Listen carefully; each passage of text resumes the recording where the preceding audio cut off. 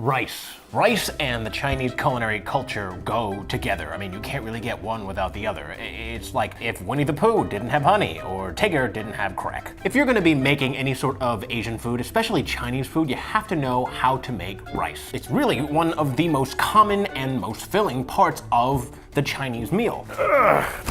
So of course we have to learn how to make this properly. Fun fact okay, really? Thank you. Fun fact, about 87% of the world's total rice population comes from Asia, from a bunch of different countries listed right here.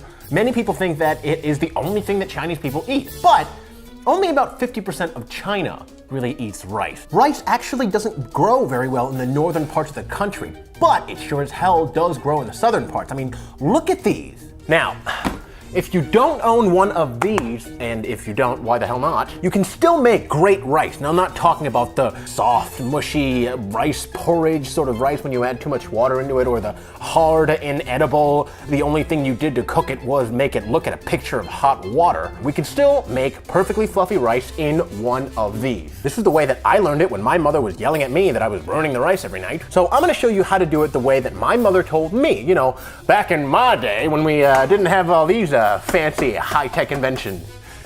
Yeah, let's just go. Water. Water is probably the most key thing in making good fluffy rice. Too much of it and you have porridge. Not enough of it and you have these inedible, hard, barely chewy grains that no amount of thinking about Queen Elizabeth naked will help. It's important for 3 reasons. Number 1, you have to wash your rice. Now, this doesn't apply to all types of rice, mostly white rice and jasmine rice, which is white rice, which is the kind that we're using today. By washing your rice, you're removing all of this excess surface starch, which means your finished product is gonna be less clumpy and gluey and stick together, and you don't want that. Fill it with a bunch of water and then just move the grains around in there. You're basically bathing the rice and then dump it out. As long as this stream is still milky white, you want to keep doing it. This is definitely clear, so let's drain this. Number 2, after you wash it and the water stops coming back cloudy, you soak the rice. Now, this is something that I actually haven't done before, but there are a couple of sources out there that say that soaking the rice is important. We're gonna try soaking this for about 30 minutes, and then once we do that, we're gonna see at the end if it, contributes anything.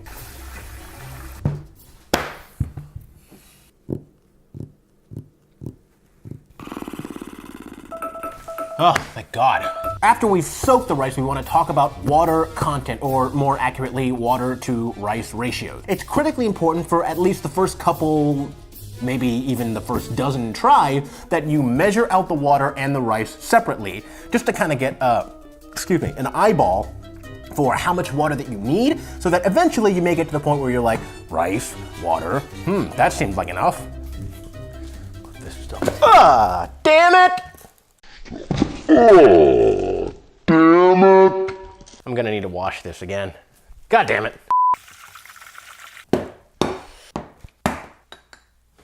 This has been soaked, this has been washed. This is exactly 1 pound of jasmine white rice, or jasmine rice, white rice, life's blood, whatever it is that you want to call it. We're gonna cook it in this medium pot, and we have in between 1.5 and 1 3/4 cups of water. Here's what we're gonna do. We're gonna add our rice to the pot.